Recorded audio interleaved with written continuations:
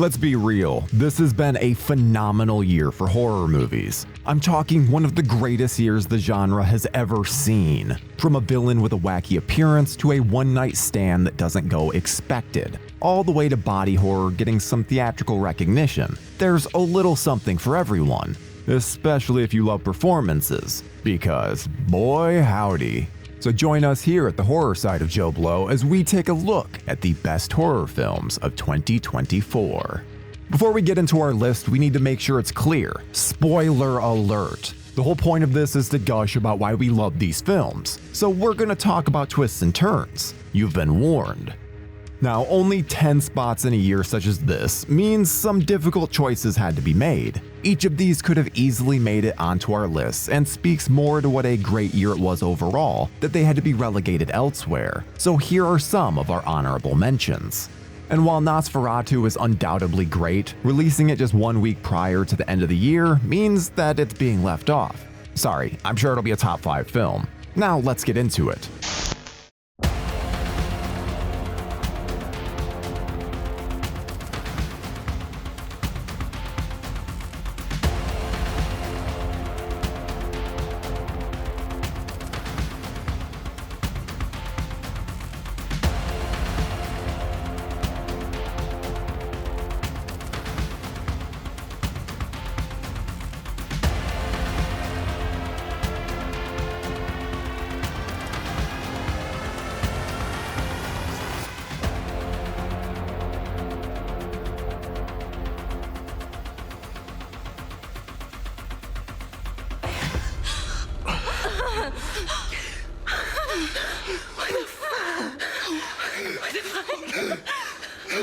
It's trippy, huh?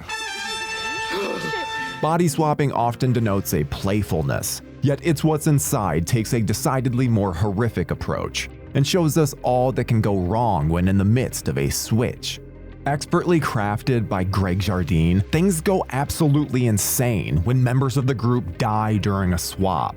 They must contend with what their identity actually means and will be forever changed. Each of these characters feels unique and different, and color the film an interesting shade in this ever-evolving tapestry of the story. Netflix did very well with this one. It's been decades since we've gotten a good spider movie. Hell, I'd say since Arachnophobia. So this film came in like a French nightmare, giving us the creepy crawlies and managing to give us some killer visuals. This is the least seen on the list, so let's talk about the plot a little. The film follows Caleb, who has a passion for exotic animals, but when he comes home with an unusual spider, he changes the course of his life as well as those in his apartment building.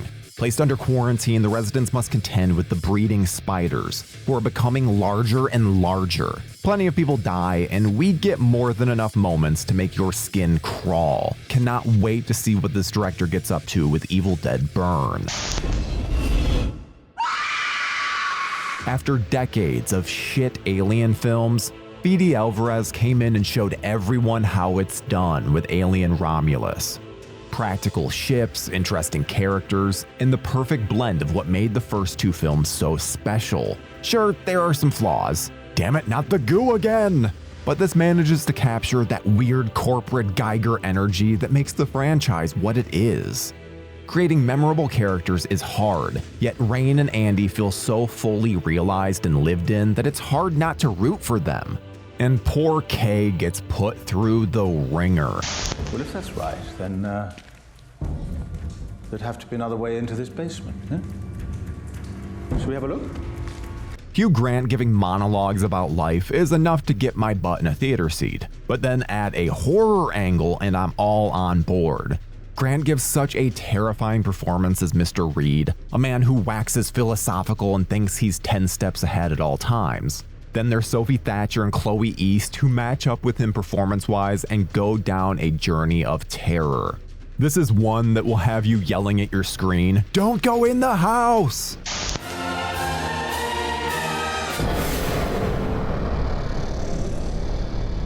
Rarely does the third entry in a series manage to be the best, but I'd give that honor to Terrifier 3. taking the Christmas theme and proving that you can be a Christmas movie while still being a true sequel, because the holiday is mostly used as set dressing and moments versus the story itself, which means that you can watch this one at any time of the year. Sure, it's best served at Christmas, but Art and Sienna's conflict can work at any time of the year. Just get ready for some truly shocking moments. Not even kids are safe here. It is the live TV event that shocked a nation. Late Night with the Devil. David Dastmalchian has been a character actor for years, really taking up a space for himself in the horror genre. So it's great to finally see him get his shot at leading a big horror film. Late Night with the Devil deals with loss, but also ego and how much one is willing to do to reach their goals. It's dark and will have you looking inward. Presented in full screen and featuring a very 70s aesthetic, everything that can go wrong with this broadcast does. Turns out that proving the existence of the supernatural can conjure up some pretty unseemly things. Oops.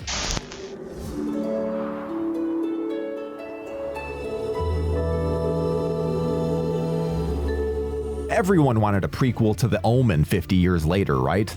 Well, somehow this movie manages to absolutely excel despite being a prequel, and is headlined by a show-stopping performance from Nell Tiger-Free.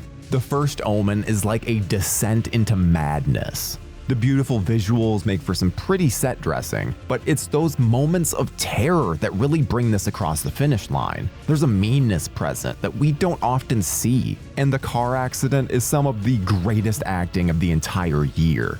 Give this girl all of the awards.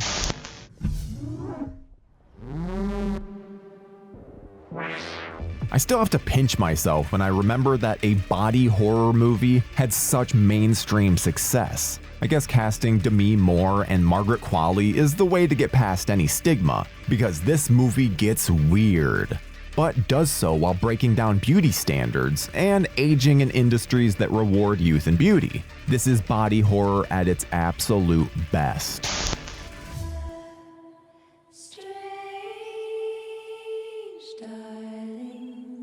Okay, you guys already saw what I said about spoilers, so if you're still around and haven't seen this film, then I can't help you.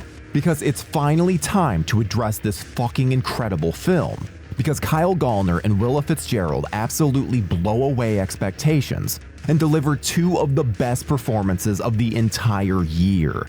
The switch between the two, completely flipping the idea of victim and perpetrator, and the way the story is told out of order in 6 chapters, plus an epilogue, is some true narrative genius. It allows the story to be presented in the best way possible to absolutely maximize the emotional impact of the reveal of the lady's true nature.